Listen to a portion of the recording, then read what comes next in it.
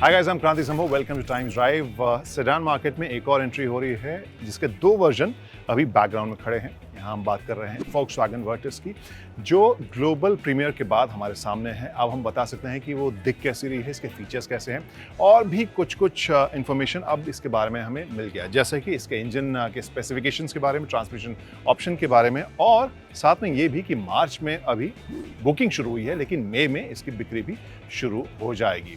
और जैसा हमने देखा था स्मॉल एसयूवी सेगमेंट में कुशाक के बाद टाइगन आई थी, उसी तरह से हमने स्लाविया के बाद अब फोक्सवैगन की वर्टिस का आते हुए देखा है। और डिमेंशन साइज के हिसाब से ऑलमोस्ट आपको कहानी सेम लगेगी, लेकिन फिर भी ये स्लाविया से काफी अलग है। कैसे, इस वॉकअबाउट में वही बताते हैं।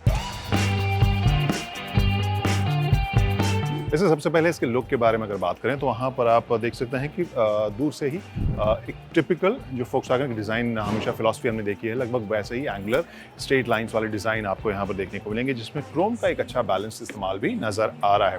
साथ में आपको बताएं डिमेंशन के हिसाब से जिस तरह से स्लाविया एक बड़ी सेडान थी, वैसे ही ये अपने सेगमेंट में सबसे लंबी, सबसे ज़्यादा लग स्पेस देने वाली सेडान के तौर पर कंपनी ने इसे पेश किया है। वहीं इंजन की बात करें तो इसमें 1 लीटर टर्बोचार्ज और 1.5 लीटर टर्बोचार्ज पेट्रोल इंजन के ऑप्शंस आपको मिलेंगे। और ट्रांसमिशन की बात करें तो वहां पर आपके पास 3 ट्रांसमिशन ऑप्शंस होंगे, मैनुअल, डीएसजी और ऑटोमेटिक।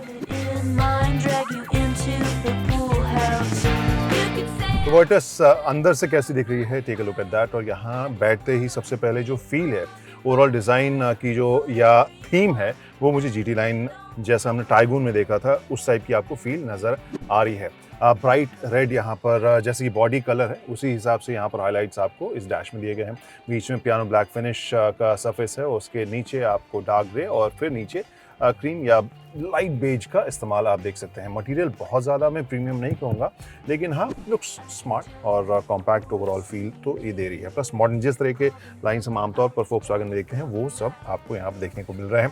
अगर मैं फीचर्स की बात करूँ, यहाँ पर सबसे पहले स्टीयरिंग व्हील जो हल्का सा आपको फ्लैट बॉटम देखने को मिलेगा। यहाँ स्टीयरिंग व्हील के ऊपर जो कंट्रोल्स हैं वो आपको दोनों साइड में देखने को मिल रहे हैं। यहाँ ऑब्वियसली इंफोटेनमेंट के अलावा ये क्रूज कंट्रोल का भी कंट्रोल आपको लेफ्ट साइड में देखने को मिल रहा है। प्लस अलग अलग ऑप्शंस आप एक्सेस कर सकते हैं राइट साइड में। वॉल्यूम और ट्रैक चेंज करने के लिए आपको लेफ्ट और राइट में अलग अलग बटन्स दिए गए हैं। यहाँ स्टीयरिंग व्हील के नीचे आप पैडल शिफ्टर्स भी देख सकते हैं। जो थीम है यहाँ बहुत ही एंगुलर टाइप की है, बहुत ज़्यादा कर्वी या बहुत ज़्यादा, जैसे कि हम बहुत सारे जापानीज या कोरियन मैन्युफैक्चरर्स को देखते हैं, उस तरह के लाइन्स आपको इसमें देखने को नहीं मिलेंगे। बहुत ही एंगुलर डिज़ाइन बाहर से भी है, अंदर से भी वही फील आपको नज़र आएगी। एक जो इंफोटेनमेंट स्क्रीन की बात हम करें, ओवरऑल फील काफ़ी शार्प, अच्छा रेजोल्यूशन मुझे देखने को मिल रहा है।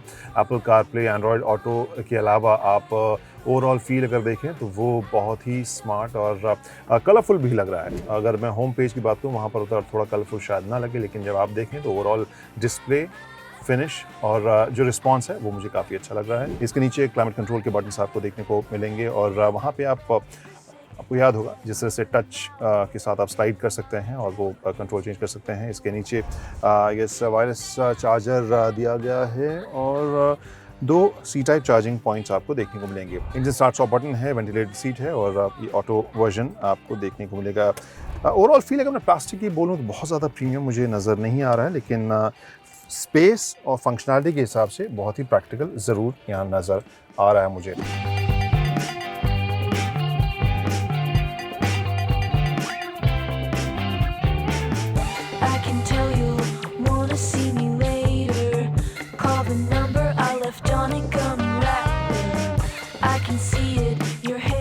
वर्टिस के सेकेंड रो की अगर मैं बात करूँ, वो मेरे लिए काफ़ी इंपॉर्टेंट था देखना कि यहाँ पर जगह किस तरह से आपको मिल रही है। अगर हम सेडान की बात करते हैं, आमतौर पर जो कस्टमर्स होते हैं यहाँ सेकेंड रो में स्पेस को बहुत अहमियत देते हैं और उस हिसाब से हम देखें तो स्पेस जो है न सिर्फ 2 लोगों के लिए काफ़ी मुझे स्पेस लग रहा है, बल्कि जिस तरह की सीटिंग कुशनिंग मुझे देखने को मिल रही है और जिस तरह का फ्लोर है ऑलमोस्ट फ्लैट नज़र आ रहा है। सो कंफर्टेबल भी है, स्पेशियस है 2 लोगों के लिए। तीसरे के लिए मामला थोड़ा टाइट हो सकता है, लेकिन एक बात इसमें आप देख सकते हैं कि तीनों ही सीट्स के लिए आप 3 पॉइंट सीट बेल्ट देखने को आपको मिल रहा है। आर्मरेस्ट है, 2 कप होल्डर्स हैं।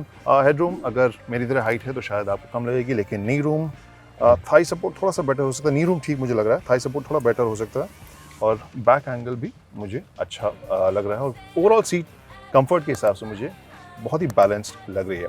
एसी वेंट्स हैं आपको सेकंड रो के लिए, और plus 2 C type charging points आपको देखने को मिल रहे हैं। और ओवरऑल फिनिश अगेन जो प्लास्टिक की क्वालिटी है, ऐसा मैं नहीं कहूँगा कि बहुत प्रीमियम है, बट फील स्टाइलिश और बहुत मॉडर्न ज़रूर ये दे रही है।